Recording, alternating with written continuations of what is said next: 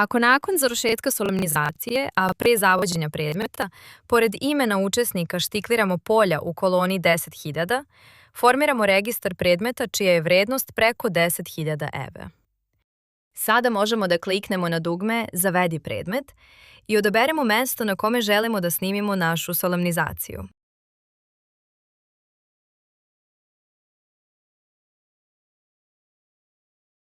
Registar možemo startovati ako u meniju Izveštaji odaberemo opciju Predmeti preko 10.000. Klik na Pretraži, pa zatim klik na dugme Svi, prikazuje spisak svih predmeta od početka tekućeg meseca koji zadovoljavaju kriterijum 10.000 evra.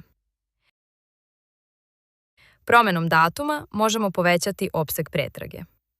Dobijeni spisak možemo da snimimo u fajl sa ekstenzijom XLSX na željenoj putanji.